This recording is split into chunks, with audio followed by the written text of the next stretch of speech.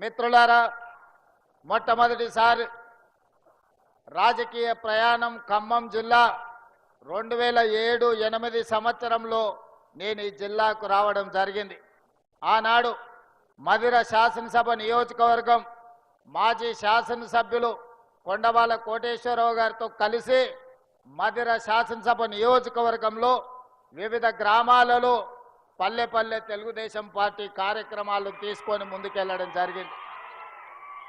ఆ రోజే మొట్టమొదటిసారి మా మిత్రులు బట్టి విక్రమార్క గారి సొంత ఊరు చూడాలి, వారి పెద్దన్న మల్లు అనంతరాములు గారు మా అభిమాన నాయకుడు, ఆ ప్రాంతంలో మా కుటుంబాలకు అత్యంత సన్నిహితుడు అని చెప్పి ఆ గ్రామాన్ని చూడాలన్న ఆసక్తితో స్నానాల లక్ష్మీపురం 2007-8 సంవత్సరంలో ఆ గ్రామానికి వెళ్ళి మల్లు అనంతరాములు గారి ఇల్లు, ఆ గ్రామాన్ని చూడడం జరిగింది. ఆ రోజు నుంచి ఈ రోజు వరకు, ఆ రోజు మొట్టమొదటిసారిగా శాసన మండలి సభ్యుడిగా ఈ ఖమ్మం ప్రాంతానికి నేను రావడం జరిగింది.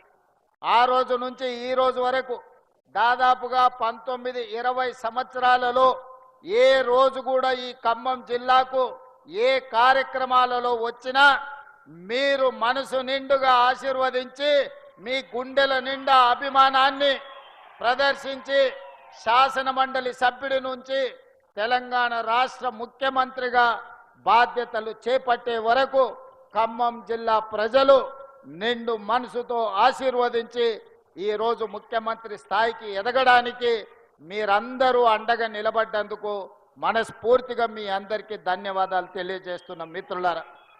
అదేవిధంగా మిత్రులారా, ఈ సందర్భంగా ఇద్దరు గొప్ప వ్యక్తులను సంక్షేమ పథకాలను అమలు చేయడంలో పేదవాళ్ళ గుండెల్లో శాశ్వతంగా చిరస్థాయిగా వాళ్ళ పేర్లు నిలిచిపోయినాయి. వాళ్ళ ఇద్దరిని ఈనాడు మనం స్మరించుకోవాల్సిన అవసరం ఉన్నది. అందుకే ఈరోజు విషాదకరమైన రోజు, అన్న నందమూరి తారక రామారావు గారి వర్ధంతి. ఒక గొప్ప నాయకుడు. ఒకనాడు తెలుగు వాళ్ళంటే మదరాసీలని పిలుస్తున్న సందర్భంలో తెలుగువాడి ఆత్మగౌరవాన్ని ప్రపంచానికే చాటి చెప్పిన గొప్ప నాయకుడు నందమూరి తారక రామారావు గారని ఈ వేదిక మీద నుంచి సగర్వంగా నేను తెలియజేస్తున్నా.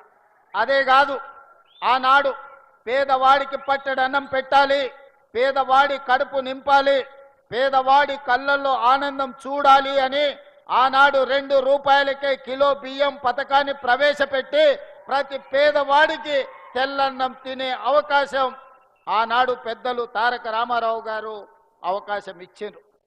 ఈనాడు ఆ రోజు ఎన్టీ రామారావు గారు ప్రవేశపెట్టిన 2 రూపాయల కిలో బియ్యం పథకాన్ని ఈరోజు ఉత్తమ్ కుమార్ రెడ్డి గారు పౌర సరఫరాల శాఖ మంత్రిగా బాధ్యత చేపట్టిన తర్వాత ఈ పథకాన్ని ఇంకా వినూత్నంగా పేదలకు అందుబాటులోకి తీసుకెళ్లాలి అని దొడ్డు బియ్యం కాదు, సన్న బియ్యం ఇవ్వాలి, నాణ్యమైన బియ్యం ఇవ్వడం ద్వారా ప్రతి పేదవాడి కడుపు నింపాలి అని ఈరోజు రాష్ట్రంలో 3,17,00,000 మందికి ప్రతి వ్యక్తికి 6 కిలోలు ఉచితంగా సన్న బియ్యం పథకాన్ని ప్రవేశపెట్టి ఈరోజు ప్రతి పేదవాడిని కడుపు నింపాలి, ప్రతి పేదవాడి ఆకలి తీర్చాలి అని ఈ పథకాన్ని కొనసాగిస్తున్నాం.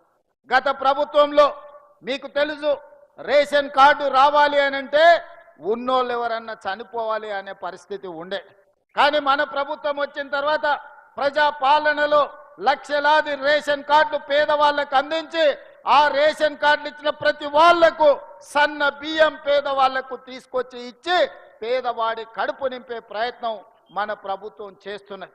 ఈ వేదిక మీద నుంచి పెద్దలు ఉత్తమ్ కుమార్ రెడ్డి గారికి నేను సూచన చేస్తున్నా, ఇంకా ఎవరైనా తెలంగాణ రాష్ట్ర నలుమూలలో రేషన్ కార్డు రాని వాళ్ళు ఎవరున్నా ప్రతి పేదవాడికి రేషన్ కార్డు ఇవ్వండి, రేషన్ కార్డు ఇచ్చిన ప్రతి వాడికి సన్న బియ్యం ఇవ్వండి.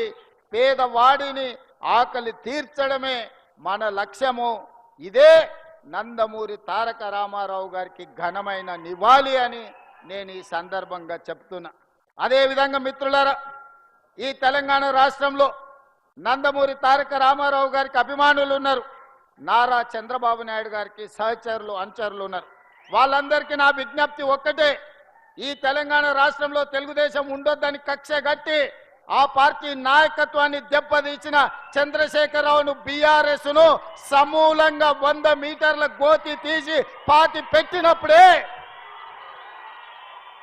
బీఆర్ఎస్ వాళ్ళు గద్దెలు దిగాలి, ఊర్లలో బీఆర్ఎస్ దిమ్మలు కూలాలి.